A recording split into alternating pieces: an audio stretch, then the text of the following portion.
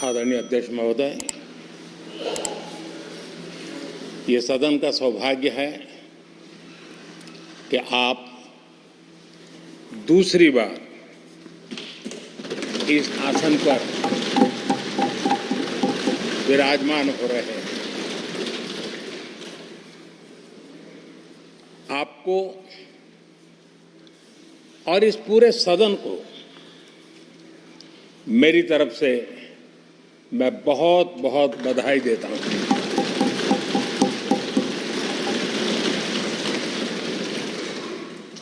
आदरणीय अध्यक्ष जी, मेरी तरफ से आपको शुभकामनाएं हैं, लेकिन इस पूरे सदन की तरफ से भी आपको अनेक अनेक शुभकामनाएं।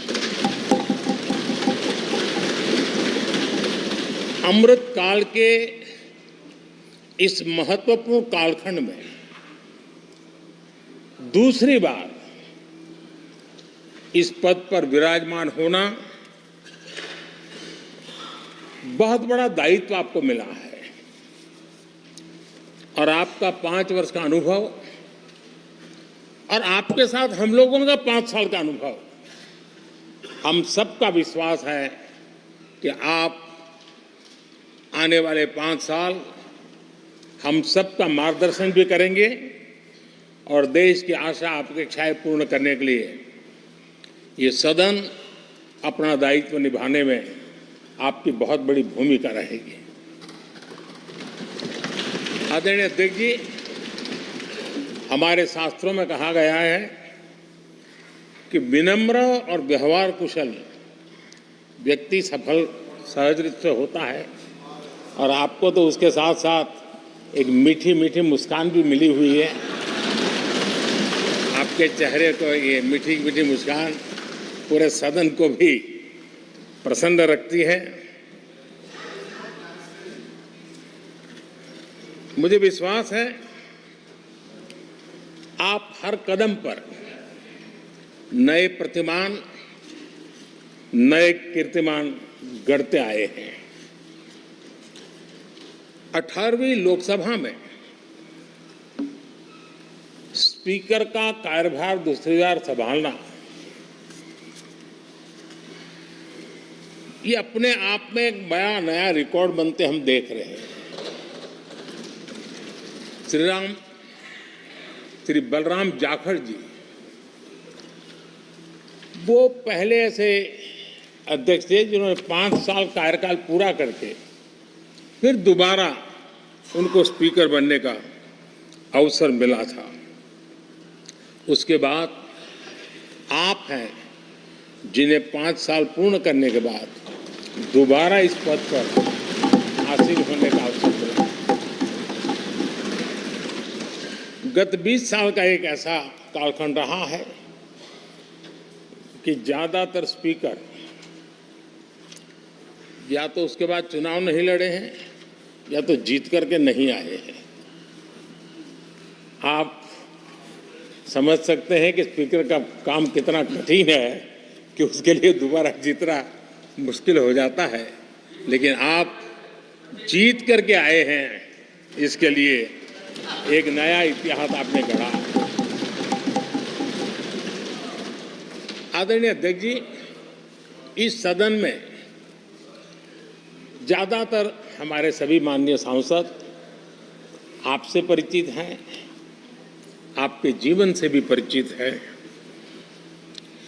और पिछली बार मैंने इस सदन में आपके संबंध में काफी कुछ बातें रखी भी थी और मैं आज उसको दोहराना नहीं चाहता हूं, लेकिन मैं एक सांसद के रूप में और हम सभी सांसद के रूप में आप जिस प्रकार से एक सांसद के नाते काम करते हैं, ये भी जानने योग्य है और बहुत कुछ सीखने योग्य है। मुझे विश्वास है कि आपकी कार्यशैली एज ए सांसद भी हमारे जो फर्स्ट टाइमर सांसद हैं, हमारे युवा सांसद हैं, उनको जरूर प्रेरणा देगी। आपने अपने कार्यक्षेत्र में, संसदीय क्षेत्र में स्वस्थ मां और स्वस्थ शिशु एक कमिटमेंट के साथ जो अभियान चलाया है और सुपोषित मां, इस अभियान को आपने जिस प्रकार से अपने क्षेत्र में प्राथमिकता देकर के खुद को इन्वॉल्व करके किया है, वो वाकई प्रेरक है। आपने कोटा के ग्रामीण क्षेत्रों में हॉस्पिटल ऑन व्हील्स, ये भी एक मानव सेवा का उत्तम काम, जो राजनीतिक कामों के सिवाय करने वाले कामों में आपने चुना है, वो भी अपने आप में गांव-गांव लोगों को स्वास्थ्य सेवाएं पहुंचाने में मदद कर रहा है। आप नियमित रूप से गरीबों को कपड़े, कंबल, मौसम के अनुसार छाता की जरूरत है छाता, जूते, ऐसी अनेक सुविधाएं समाज के आखिरी तबके के जो लोग हैं उनको खोज करके पहुंचाते हैं। खेलों में प्रोत्साहन देना आपके क्षेत्र के युवकों में, ये आपने एक प्राथमिकता के रूप से काम उठाया है। आपके पिछले कार्यकाल में 17वीं लोकसभा में मैं कहता हूं कि संसदीय इतिहास का वो स्वर्णिम कालखंड रहा है। आपकी अध्यक्षता में संसद में जो ऐतिहासिक निर्णय हुए हैं, आपकी अध्यक्षता में सदन के माध्यम से जो सुधार हुए हैं, ये अपने आप में एक सदन की भी और आपकी भी विरासत है। और भविष्य में 70वीं लोकसभा के संबंध में जब विश्लेषण होंगे, उसके विषय में लिखा जाएगा, तो भारत के भविष्य को नई दिशा देने में आपकी अध्यक्षता वाली 70वीं लोकसभा की बहुत बड़ी भूमिका रही है।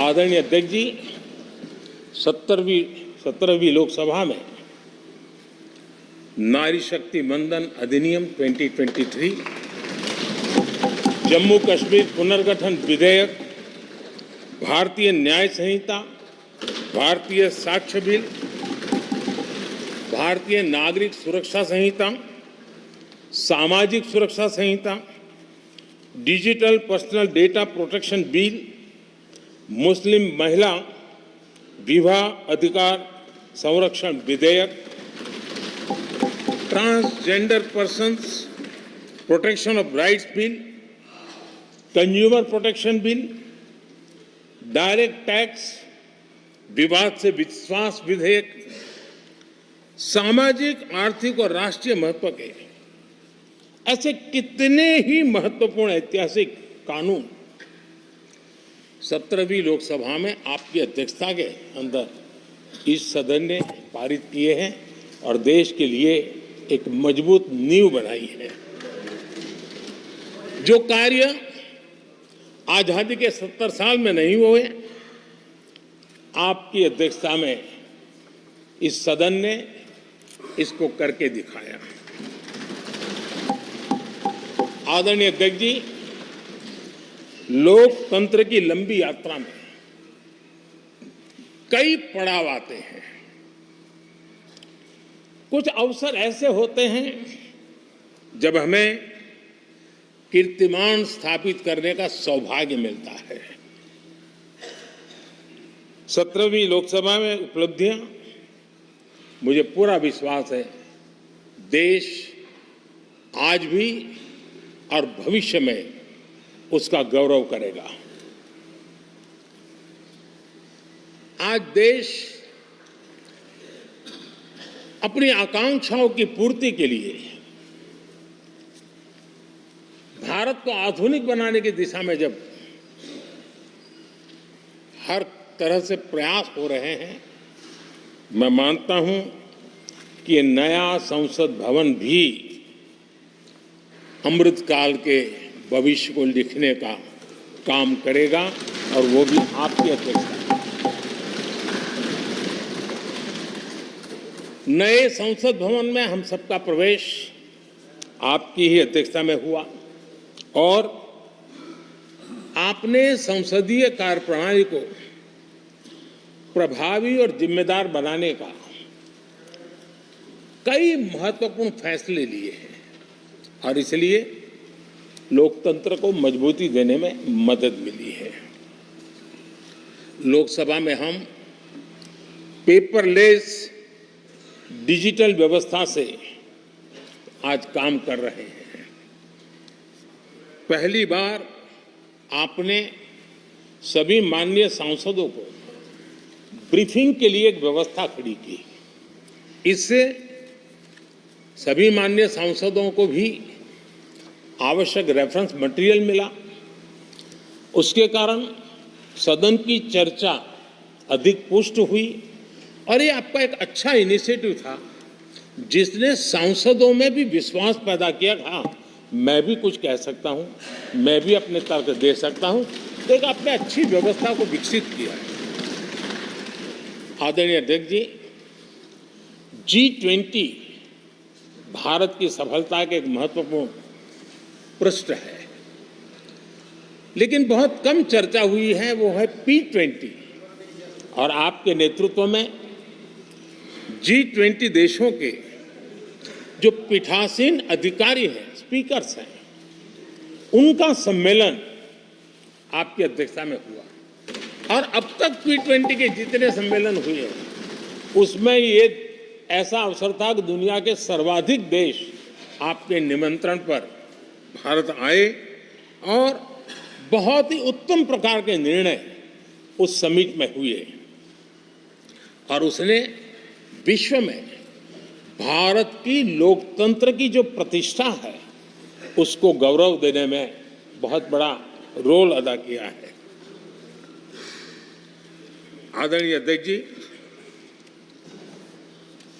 ये हमारा भवन ये सिर्फ 4 दीवारें नहीं है। हमारा ये संसद 140 करोड़ देशवासियों की आशा का केंद्र है।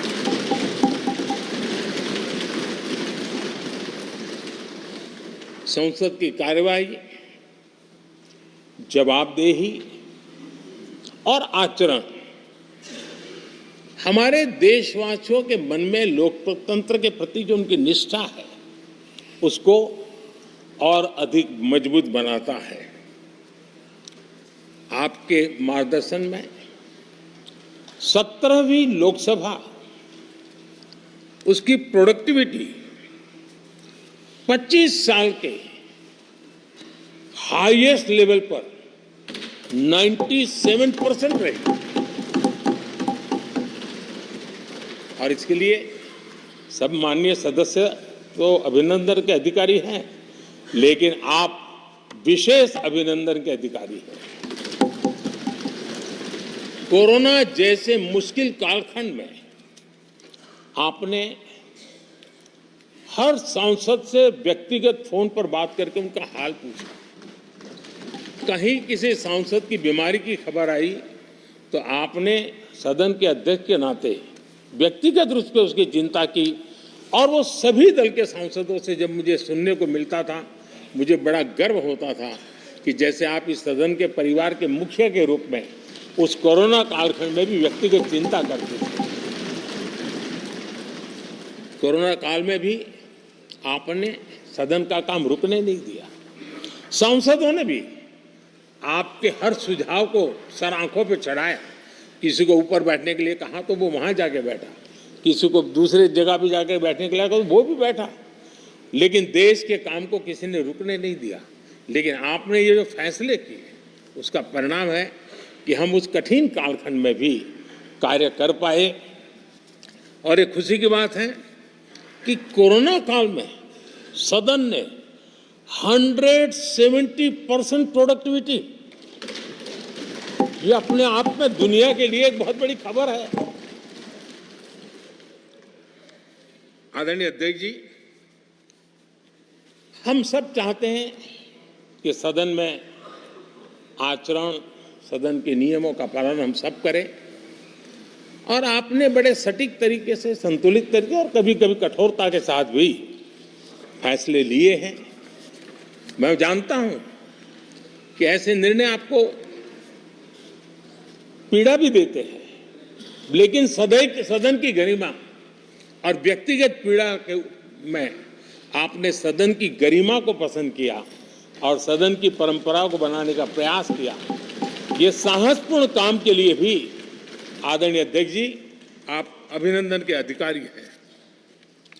मुझे विश्वास है आदरणीय अध्यक्ष जी, आप तो सफल होने ही वाले हैं, लेकिन आपकी अध्यक्षता में ये 18वीं लोकसभा भी बहुत सफलतापूर्वक देश के नागरिकों के सपनों को पूर्ण करेगी। मैं फिर एक बार आपको इस महत्वपूर्ण दायित्व के लिए और देश को विकास की नई ऊंचाइयों पर ले जाने वाले इस सदन की अध्यक्षता के लिए हृदय से बहुत बहुत शुभकामनाएं देता हूं, बहुत बहुत बधाई देता हूं।